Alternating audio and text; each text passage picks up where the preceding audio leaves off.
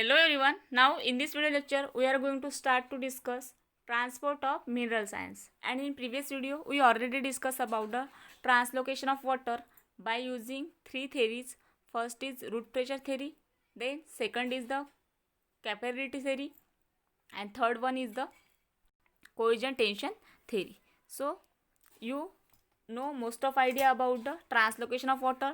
Translocation of water is also called as the ascent of sap. So I hope you understand the translocation of water. So now in this video we start to discuss transport of mineral science. But before going to discuss about transport of mineral science, we understand the first concept uptake of mineral science, means how to uptake this mineral science through the root into the xylem, and after that xylem to transport it into needed part of the plant. So first we understand the uptake of mineral science, or which is the source of, or which is the main source of mineral science. So most important mineral science is that carbon, then second is oxygen, after that third is the hydrogen. So this all three minerals is most important for the plant for making the any type of biomolecules like carbohydrate, lipid, protein, or any types of biomolecules. So this all three is the minerals ions is very useful for the plant. So this mineral science, how to get this three mineral science, or which is the source of this three mineral science. So C and O means carbon and oxygen is the most important mineral science for the plant for making the any type of biomolecules like protein, carbohydrate, or any lipid, or any types of carbohydrates. So this is the most important mineral science. So this carbon and oxygen is get from the carbon dioxide, means CO2, and CO2 is present in a atmosphere. You all know that CO2 is present in atmosphere. So that's why this carbon and oxygen is getted from the atmosphere. So for the carbon and oxygen, the main source is that atmosphere. So atmosphere is main source for the uptake of carbon and oxygen. After that we discuss the hydrogen. So hydrogen is uptake from the water, and water is present in a H2O is present in a soil. So soil is the most important source of to uptake the hydrogen atoms. So hydrogen is uptake from the soil and CO2 is uptake from the atmosphere. So both soil and atmosphere is the main source of uptake of any type of minerals ions. So this is the source of mineral science. So if the minerals ions is have or required in a large quantity, called as the macro element. If any type of the minerals ions is required in a large quantity, called as the macro element, and if any type of mineral science is required in a small quantity, called as the micro elements. So macro means कसे जे mineral science large क्वांटिटीमध्ये ज्याची गरज आहे त्याला म्हटलं जाते macro, आणि ज्याची गरज स्मॉल क्वांटिटीमध्ये आहे त्याला म्हटलं जाते मायक्रो. तर असे दोन टाईपचे एलिमेंट्स आहे. काही एलिमेंट जे आहे ते लार्ज क्वांटिटीमध्ये सुद्धा पाहिजे आहे, आणि काही एलिमेंट जे आहे ते काय पाहिजे आहे, स्मॉल क्वांटिटीमध्ये पाहिजे आहे. कशाला? प्लांटला. After that we understand one concept by using the diagram how to uptake the minerals from the soil. So this is the diagram. This diagram contain three types of layer. So first is epidermis, second is cortex. This is the epidermis or epiblema also. Epidermis.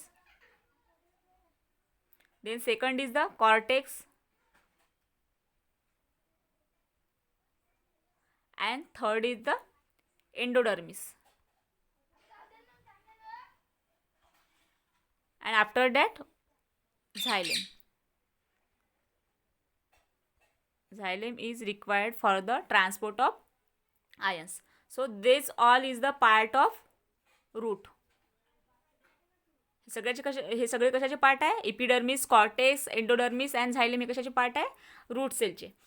So सगळ्यात पहिलं काय होणार, आपल्याला माहिती आहे की जे route आहे त्या रूट थ्रू काय केलं जातं, वॉटर ॲब्झॉर्ब केलं जातं. ठीक आहे, तर त्या रूट थ्रूच काय केलं जातं, मिनरल जे आहे ते मिनरलसुद्धा ॲब्झॉर्ब केलं जातं. बट जे रूट आहे, फॉर एक्झाम्पल हे जे रूट आहे, या रूटकडे आयन जे आहे किंवा जे मिनरल्स आहे हे जास्त प्रमाणात असतं कशापेक्षा, सॉईलपेक्षा. For example this is the soil, this is the soil, this is the root.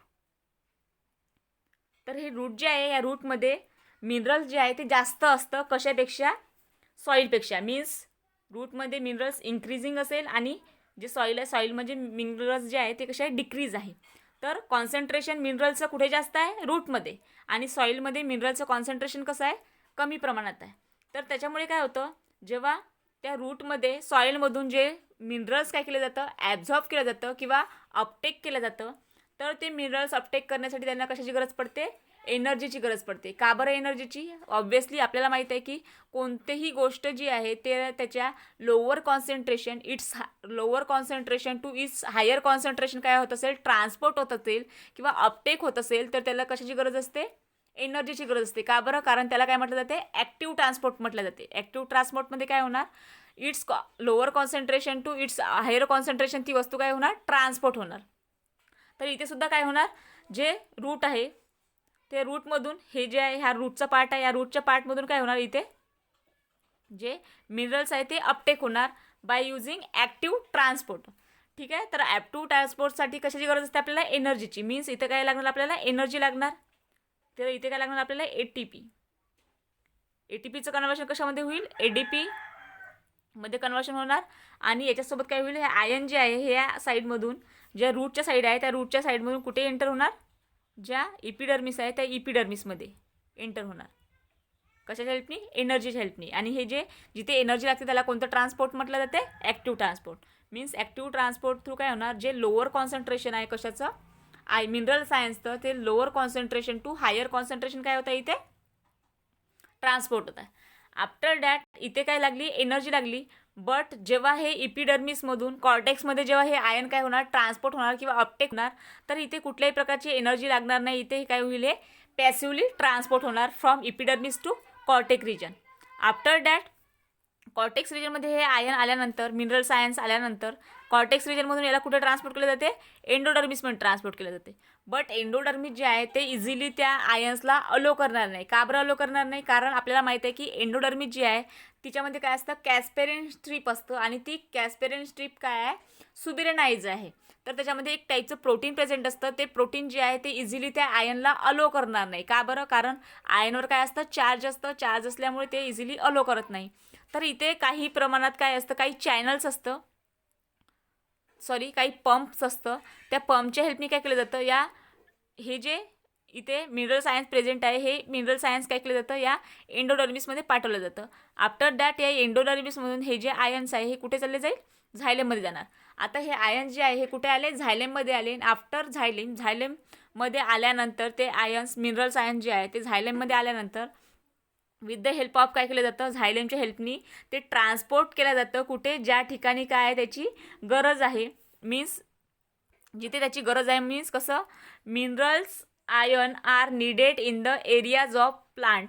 तर ज्या प्लांटच्या ज्या एरियामध्ये त्या आयनची गरज आहे त्या आयनला तिथे काय केलं जातं, ट्रान्सपोर्ट केलं जातं. व्हाईच तर कुठे कुठे ट्रान्सपोर्ट केलं जातं, तर सगळ्यात पहिलं अपायकल रिजन, जो अपायकल रिजन आहे प्लांटचा तिथे गरज असू शकते कशाची, मिनरल सायन्सची. After that lateral, young leaves, developing flowers, fruits, seeds, storage organ, या ठिकाणी काय होतं, त्या मिनरल सायन्सची गरज पडतं. त्या ठिकाणी विथ द हेल्प ऑफ झायलेमच्या हेल्पनी काय केलं जातं, या ठिकाणापर्यंत त्या मिनरल सायन्सला पोहोचवलं जातं. हेन्स फ्रॉम द सोर्स, तर हे कुठून पोहोचवलं जातं, फ्रॉम सोर्स काय आहे याचा, रूट. कारण रूटमधूनच काय होतं, ते आयन जे आहे, मिनरल सायन्स जे आहे ते रूट थ्रूच काय होत आहे, ॲब्झॉर्ब होत आहे. तर त्याचा जे मेन सोर्स काय आहे, रूट आहे. These are pulled and transported ascendingly through the sap and get unloaded by the fine vein through the needed part. तर काय होतं याच्यामध्ये, याला काय म्हटलं जातं, म्हणून रूटला काय म्हटलं जातं, सोर्स म्हटलं जातं. का बरं, कारण रूट थ्रूच काय होतं, ते आयन जे आहे किंवा मिनरल सायन्स जे आहे ते फ्रॉम सॉईल काय होत आहे, ॲब्झॉर्ब होत आहे. आणि त्याला काय केलं जातं, पुल्ड केलं जातं किंवा ढकललं जातं किंवा ट्रान्सपोर्ट केलं जातं असेंडिंगली. मीन्स अपवर्ड डायरेक्शननी त्याला काय केलं जातं, पूल केलं जातं त्या मिनरल्सला थ्रू द सॅप. तर जी सॅप आहे ज्याला आपण असेंट ऑफ सॅप म्हटलं जातं, तर त्या असेंट ऑफ सॅप थ्रू काय केलं जातं, त्या आयन्सला अपवर्डली पुल केलं जातं अँड गेट अनलोडेड, आणि त्याला फायनली काय केलं जातं, अनलोड केलं जातं कशामध्ये, वेन्समध्ये. ज्या वेन्स आहे स्टेमच्या, त्या वेन्समध्ये काय केलं जातं, अनलोड केलं जातं थ्रू द, कशा थ्रू, वेन्समध्ये काय केलं जातं, त्याला अनलोड केलं जातं through the process of diffusion. तर जी डिफ्युजनची प्रोसेस आहे, आपल्याला माहिती आहे की डिफ्युजनच्या प्रोसेसमध्ये काय होतं, higher concentration, its higher concentration to its lower concentration काय केलं जातं, त्याला डिफ्यूज केलं जातं. तर डिफ्युजनच्या प्रोसेसनी काय होईल, ते जे आयन्स आहे किंवा ते जे मिनरल्स आहेत जे त्यांनी काय केले, अपटेक केले असेंडिंगली, तर ते लोड केलं जातं through the diffusion process. Diffusion प्रोसेसच्या थ्रू केलं जातं, त्याला लोड केलं जातं in the vicinity of cell, आणि ते कुठपर्यंत पोहोचलं जातं, सेलच्या विसिनिटीपर्यंत. सेल्स अपटेक देम ॲक्टिवली, आणि ते जे आयन्स ॲक्टिव्ह ते अपटेक करतात ते कसे करताय, ॲक्टिवली. का बरं ॲक्टिवली, कारण तिथे ॲक्टिव्ह ट्रान्सपोर्ट आहे. ॲक्टिव्ह ट्रान्सपोर्ट असल्यामुळे तिथे काय पाहिजे, एक्सपेंडिचर ऑफ एनर्जी होणार, मीन्स एनर्जीची गरज असेल. एनर्जी असेल तरच ते काय होणार, अपटेक होणार, अदरवाईज ते मिनरल सायन्स अपटेक होणार नाही. आफ्टर दॅट नेक्स्ट आहे, soil would not be the only source for minerals Uptake. तर सॉईल जी आहे, फक्त सॉईलच मिनरल्स अपटेकचा सोर्स नाही आहे. मी तुम्हाला आधीच सांगितलं आहे की फक्त सॉईल थ्रूच मिनरल जे आहे ते ॲब्झॉर्ब केलं जात नाही, तर काही प्रमाणात मिनरल जे आहे ते ॲटमॉस्फिअरमधून सुद्धा घेतलं जातं, किंवा काही प्रमाणात जे मिनरल्स आहेत ते काय आहे, रिमोबलाइजसुद्धा आहे. तर मिनरल्स आयन कॅन बी रिमोबलाइज. काही मिनरल्स आयन्स असे आहेत जे काय आहे, रिमोबलाइज आहे within the part of the plant. तर कोणते काही मिनरल्स आयन कुठून घेतलं जातं, काही जे पार्ट आहे प्लांटचे, त्या प्लांटच्या काही पार्टमधून सुद्धा काय केलं जातं, मिनरल सायन्स घेतलं जातं, आणि त्या मिनरल सायन्सला म्हटलं जातं रिमोबलाइज. ठीक आहे, तर हे कशा प्रकारे घेतलं जातं ते पाहू आपण. तर ओल्डर पार्ट्स, तर जे प्लांटचे ओल्डर पार्ट्स आहे, like leaves in the deciduous plant. तर जे डिसायडस प्लांट आहे, म्हणजे ज्या झाडाचे पानं पिकलेले असेल किंवा जे पानं गळणार आहे, त्या पार्ट थ्रू सुद्धा काय केलं जातं, मिनरल्स घेतलं जातं. तर कसे घेतलं जातं, export their ions to the younger leaves before the fall.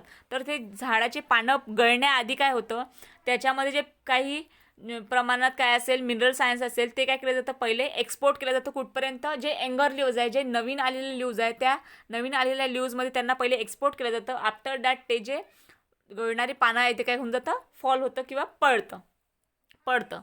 After that next आहे, most readily mobilized ion are like phosphorus, then sulfur, nitrogen and potassium, but the ions from structural component like calcium is not remobilized. तर जे mostly mobilise होणारे जे ion आहे, जे from older leaves to जे younger ल्यूज आहे त्यांच्यापर्यंत export होणारे जे आयन्स आहेत ते आहे फॉस्फरस, देन सेकंड आहे सल्फर, थर्ड आहे नायट्रोजन अँड फोर्थ आहे पोटॅशियम. हे जे आहे हे काय आहे, सगळे रिमोबलाइज होणारे आहे. म्हणजे older leaves to younger leaves काय होतं, पहिलं एक्सपोर्ट होतं. आफ्टर दॅट ते जे ओल्डर ल्यूज आहे ते काय होतं, फॉल ऑफ होतं, मीन्स झाडातून गळून जातं. पण एक आयन असं आहे ज्याला आपण म्हणतो कॅल्शियम. तर कॅल्शियम जो आहे हा रिमोबलाइज होत नाही. ठीक आहे, तर हा कधीच रिमोबलाइज होणार नाही. हा काय एक स्ट्रक्चरल कंपोनंट आहे. देन आफ्टर दॅट नेक्स्ट आहे, analysis of xylem exudate also shows that some nitrogen travel as inorganic ions, whereas much of it's carried in the organic form like amino acid and related compounds. तर nitrogen जो आहे तो nitrogen दोन फॉर्ममध्ये काय केला जातो, प्लांटमध्ये अपटेक केला जातो. तसा इनऑर्गॅनिक फॉर्म असेल किंवा फॉर एक्झाम्पल नायट्रोजन घेऊ आपण, नायट्रोजन इनऑर्गॅनिक फॉर्ममधून सुद्धा आणि ऑर्गॅनिक फॉर्ममधून सुद्धा. तर आपण नायट्रोजन जो आहे तो प्लांट जो आहे तो इनऑर्गॅनिक फॉर्ममधून सुद्धा काय करू शकतो, अपटेक करू शकतो, किंवा ऑर्गॅनिक फॉर्ममधून सुद्धा अपटेक करू शकतो. तर नायट्रोजनचे इनऑर्गॅनिक फॉर्म कोणते कोणते आहेत, तर नायट्रोजनचे इनऑर्गॅनिक फॉर्म आहे अमोनिया, देन सेकंड आहे नायट्राइट, आणि थर्ड आहे नायट्रेट. हे काय आहे, नायट्रोजनचे इनऑर्गॅनिक फॉर्म आहे. या फॉर्ममध्ये सुद्धा नायट्रोजन काय केलं जातं, अपटेक केलं जातं. तर नायट्रोजनचे काही ऑर्गॅनिक फॉर्मसुद्धा आहे, like amino acid. Amino acid जो आहे तो ऑर्गॅनिक फॉर्म आहे कशाचा आहे, नायट्रोजनचा. तर ऑर्गॅनिक फॉर्ममध्ये सुद्धा नायट्रोजन जो आहे तो काय केला जातो, अपटेक केला जातो प्लांटमध्ये.